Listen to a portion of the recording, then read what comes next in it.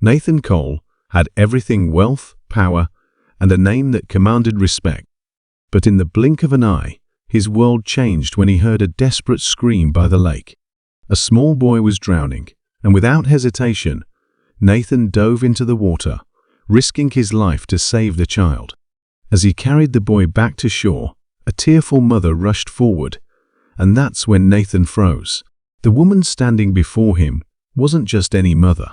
She was Sophie, the childhood friend he had left behind years ago, the woman who had once saved him. Now, fate had brought them back together, but what she revealed next would shake him to his core. The sun hung low over the city park's shimmering lake, painting golden streaks across the rippling water.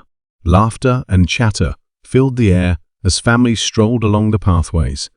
Couples enjoyed their picnics, and children splashed in the shallows. It was a peaceful afternoon until the air was split by a desperate, heart-stopping scream. "Somebody help! My son, he's drowning!" Heads turned, but for a moment, no one reacted.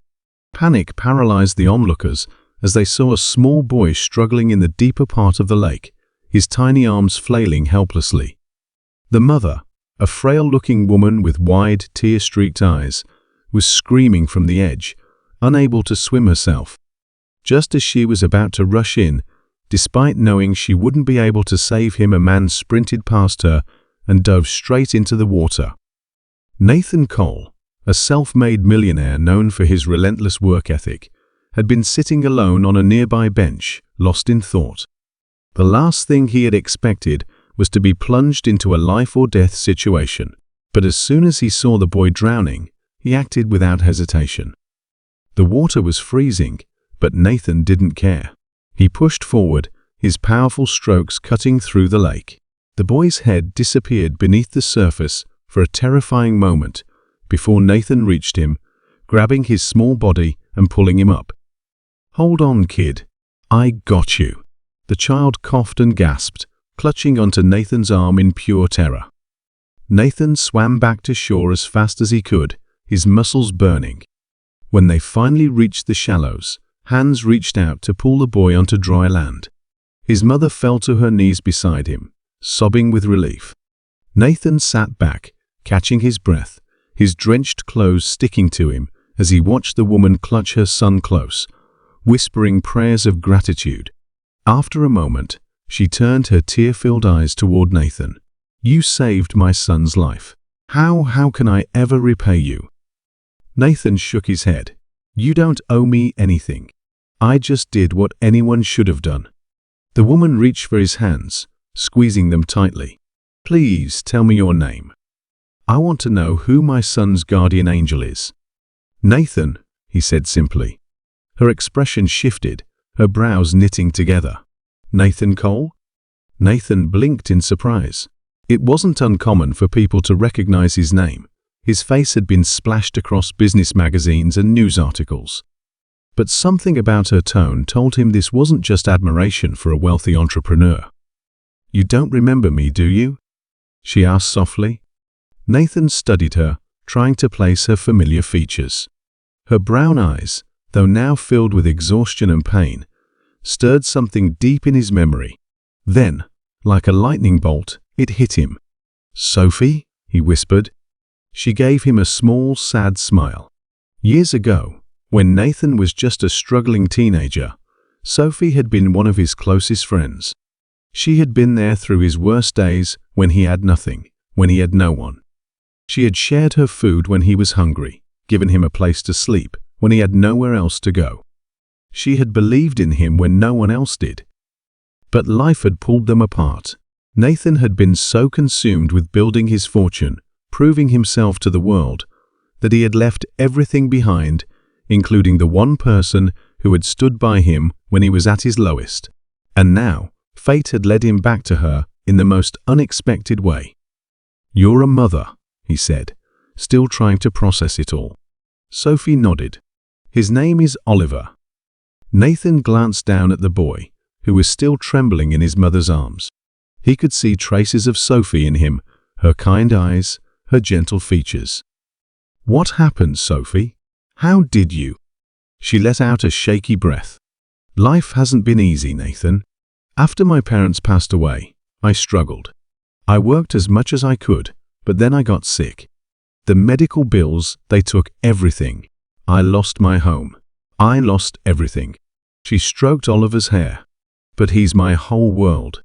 I'd do anything for him. Nathan felt a painful weight settle in his chest. He had spent years chasing wealth, building an empire, yet here was the one person who had once saved him, barely surviving. "Sophie," he said, his voice thick with emotion, "why didn't you reach out to me?" She let out a small laugh. "Nathan, look at you. You're one of the richest men in the country. I didn't think you'd remember me, let alone have time for someone like me." His heart clenched at her words. Had he really become the kind of person who left behind the ones who mattered most? Nathan looked at Oliver, then back at Sophie. "Come with me," he said suddenly. She frowned. "You and Oliver. You don't have to struggle anymore. I won't let you." "Let me help you." "Nathan, I can't just... This isn't charity, Sophie. It's the least I can do for everything you once did for me." Tears welled in her eyes. I don't know what to say." "Say yes," he urged. And in that moment, as she held her son close, she nodded. Days later, Sophie and Oliver moved into a beautiful home Nathan had arranged for them. He ensured Oliver was enrolled in the best school and made sure Sophie had every opportunity to rebuild her life. But beyond all the financial help, Nathan did something even more important. He made up for lost time. He was there for Oliver's school events, for Sophie's quiet moments of doubt. He wasn't just a benefactor, he was family. And as months passed, something changed in Nathan too. He had spent years building a life of luxury, yet for the first time, he felt something he hadn't in a long time: purpose. One night, as they sat on the porch watching Oliver play in the yard, Sophie turned to Nathan with a soft smile. "You didn't just save Oliver that day," she said. "You saved me too." Nathan reached for her hand, squeezing it gently. "Then we're even." And in that moment, he knew no amount of money, no amount of success, could ever replace what he had just found again. He had spent years chasing wealth, building an empire, surrounding himself with luxury, but none of it had ever filled the void he hadn't even realized was there. He looked down at the boy, whose small fingers still clung to his soaked sleeve. The child's eyes, wide with admiration, held something far more valuable than money: pure, unfiltered gratitude. And when he glanced up at the mother, he saw something even deeper: recognition. A connection he had lost long ago. The mother wiped away her tears, her lips parting as if to say something, but words failed her. Instead, she pulled her son close, holding him as if she'd never let go again. For the first time in years, the millionaire felt something shift inside him. He hadn't just saved a boy's life, he had rediscovered a part of himself he never knew was missing.